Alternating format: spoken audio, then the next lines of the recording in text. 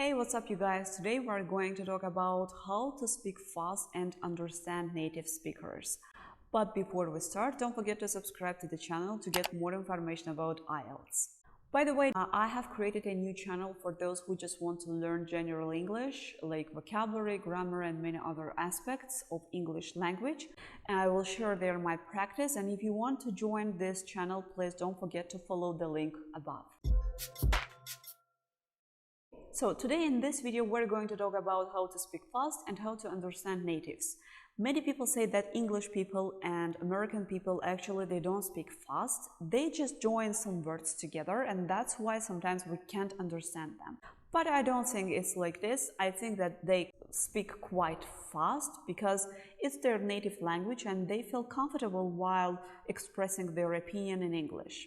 So what you as a non-native speaker can do to learn more about English and to speak faster than you are now speaking. The first thing that you should do is to make your brain accustomed to English language. So you should start think in English, because all native speakers, they think in English, they plan in English, they think about their future plans, they think about their previous life, they think about their past mistakes only in English. That's why you should do the same. While just walking in the street, you should look at objects and you should translate them in your brain into English. So tree, building, I don't know, construction, car, vehicle, blah, blah, blah. So you should do this, and by this you can find a lot of new words that you are not aware about. After this, you can write them down and be more aware about those words. Secondly, you should know how to build sentences, because not in all languages, but especially in English language, there's a strict form of sentences. The main and the most widespread is when we use subject, verb, and object. It's like a formula. We say firstly the subject, who does the action, who is the main role of the sentence. For example, it can be you can say I, and then the verb, what you did, like you can say I have passed the exam. This is your verb, this is your subject, and this is your verb. This is your main role and what he did. There can be object, like I love you. You is an object. It's not the main role, it's the person whom you love. So you should follow these rules, and there are many rules with inversion. If you will study advanced grammar, you will need to study some inversion rules. But don't be afraid, inversion is very close to questions. So if you know how to make questions in English, this is the same. Next, after you have learned many new words, after you know how to build sentences like subject, verb, object, while starting to say something, don't just say the first word and stop. You have to build your sentence beforehand. You have to think beforehand what you are going to say. For example, you want to give the information about your exam, like you have passed your exam. Don't say just I, that you will talk about yourself and you say I and you stop. Think beforehand what you will say. I have passed the exam.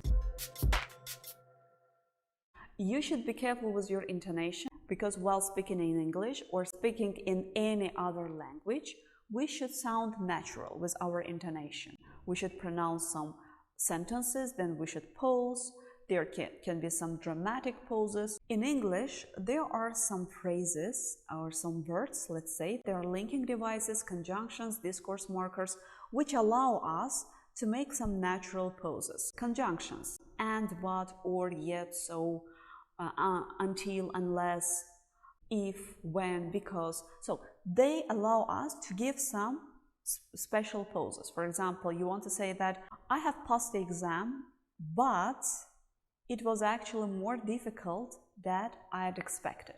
You give your information, but then you give some contrast with but, and but allows you to give some time to yourself to think about the next sentence beforehand. As I've told you, there are conjunctions like and, but. Conjunctions are very simple and they are very common in spoken English, while linking devices are not so common. Like, however, furthermore, we generally don't use it in spoken English every day. Sometimes we can, but mostly it's for written English. You can use discourse markers. They show your attitude or attitude adverbials. When you show your attitude to the situation, like I have passed the exam, unfortunately it was very challenging. Or you can say fortunately, luckily, thankfully, honestly, in fact, actually is the most important one. It's used very often. Next, try to eliminate a long hesitation, especially those who just start speaking. They say something and then they say, So try to eliminate this Try to just be silent. Keep just silent. This allows you subconsciously to think a lot. But when you don't say something, subconsciously you will push yourself to say something quickly.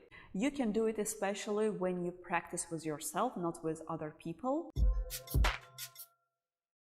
Next, try to learn how to join words. Like English people don't say I don't know, they say I don't know. So very short. I've got it instead of I have got it. I've got it, I've caught it, I have caught it. Or I'm gonna be talking about, so we say I'm gonna be talking, just like talking, not talking, so we don't pronounce this G. Next, add some words to strengthen your opinion. It's mostly discourse markers like unfortunately, fortunately, in fact, actually is the most common one.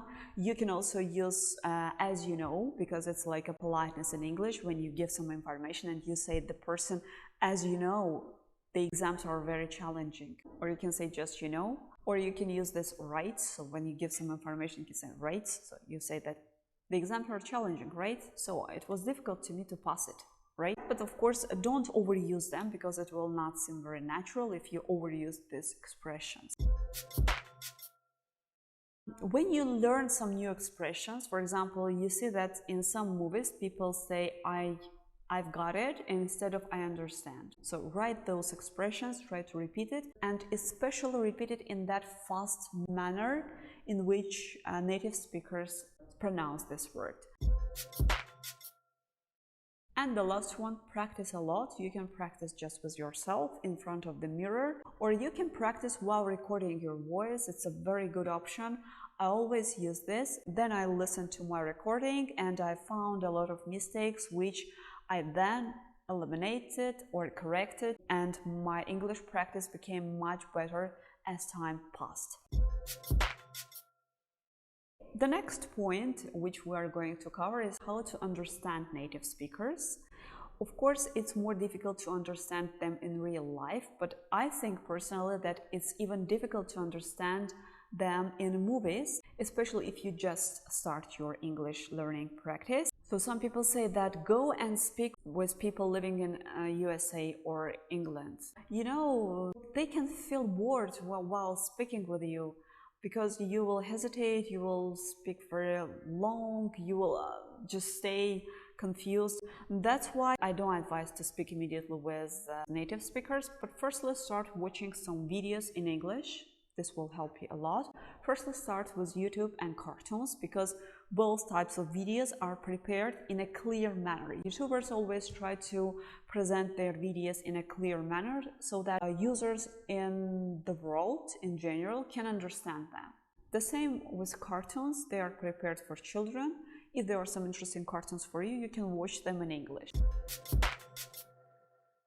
Let's say that you have started understanding YouTubers and cartoons. It's a good sign. It means that your brain is getting more and more accustomed to English language.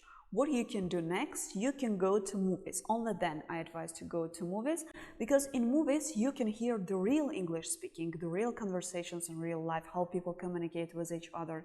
So while pronouncing some words, they even exhale.